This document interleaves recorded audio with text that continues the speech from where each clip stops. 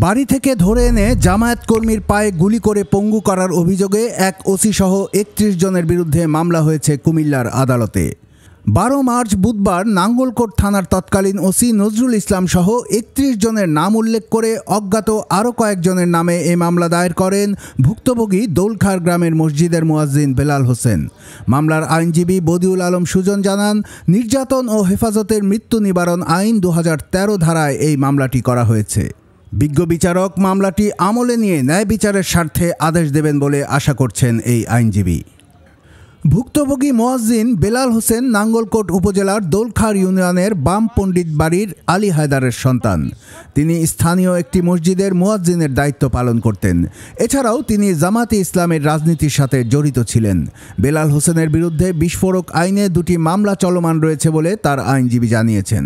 তবে বর্তমানে তিনি এসব মামলায় জামিনে রয়েছেন। ওসি নজরুল তার সাঙ্গপাঙ্গরা সহ এই মুয়াজ্জিন বেলাল এবং বেলায়েতকে একটি মিথ্যা মামলায় গ্রেপ্তার দেখিয়ে ১ বছরের মতো কারাগারে অন্তরীণ রেখেছে। সেখান থেকে বেরিয়ে আসার পরে অত্যন্ত অনাহারে অর্ধাহারে জীবনযাপন করছিল। বেলাল নিজে বাদী হয়ে বিজ্ঞ জেলা ও দায়রা জজ আদালতে হেফাজতের নির্যাতন ও মৃত্যু অপরাধের আইনে মোকদ্দমা দায়ের করেছেন। বিজ্ঞ জেলা ও দায়রা জজ মহোদয় মোকদ্দমাটি গ্রহণ করেছেন এবং মোকদ্দমাটি দেখে তিনি আদেশ দিবেন বলে আদেশের জন্য তিনি রেখেছেন। বেলাল এবং বেলালের যে অভিযোগ, তাদের বিরুদ্ধে বিস্ফোরক আইনে একটা মোকদ্দমা দায়ের করেছে। তাদের কাছে বিস্ফোরক পাওয়া গেছে। আদতে তো তাদেরকে বাড়ি থেকে গ্রেপ্তার করে এনে তাদেরকে গুলি করে, তাদেরকে পঙ্গু করে রক্তাক্ত অবস্থায় তাকে কুমিল্লা মেডিকেল কলেজে প্রেরণ করেছে। তো সেখানে সে নিজেকে স্কিন সেফের জন্য একটা বিস্ফোরক উপাদানের বলে আইনে একটা মোকদ্দমা দায়ের করেছে। ভুক্তভোগী মুয়াজ্জিন বেলাল হোসেন জানান, ২০১৫ সালের ৮ ফেব্রুয়ারি মধ্যরাতে নাঙ্গলকোটের নিজ বাড়ি থেকে তুলে নিয়ে ওসি নজরুল ইসলাম তাকে এবং তার এক সঙ্গীকে বাম পায়ের হাঁটু বরাবর গুলি করেন। পরবর্তীতে তাদের বিরুদ্ধে বিস্ফোরক আইনে একটি মামলা দায়ের করে এবং তাদেরকে গ্রেফতার দেখানো হয়। এ মামলায় ১ বছর কারাভোগ করতে হয়েছে বলে জানান বেলাল হোসেন।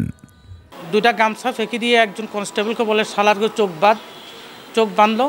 চোখ বাঁধার পরেই একজন হাবিলদারকে বলল যে গুলি কর। হাবিলদার বললো যে আমার পক্ষে তারা গুলি করা সম্ভব না, তাকে ঘর থেকে ধরিয়ে এনে, একটা ঘুমের মানুষকে ধরিয়ে এনে গুলি করবো, এটা সম্ভব না। কেন চাকরি করবি না? সে বলল যে চাকরি চলে গেলে চলে যাবে, তারপরে একটা মানুষকে ঘুমের ঘর থেকে ধরিয়ে এনে গুলি করা এটা আমার পক্ষে আদৌ সম্ভব নয়। এরপর আরেকজন এসআইকে বললো, এসআইয়ের নাম হলো ফরিদ। তো ওনাকে বলছে, উনিও সেম কথাটাই বলছেন। তো এরপরে ওসির সঙ্গে ওসি নজরুল নিজেই আমার পায়ের সাথে ঠেকাইয়া আমার গুলি করছে। আমার অপরাধ কী ছিল আমি আদৌ জানি না। শুধু একটা অপরাধ, আমাকে জামাতের মামলায় ফেলেছে। আমি জামাত করে, এটা নাকি আমার অপরাধ। কুমিল্লার কাগজ, নিউজ ডেস্ক।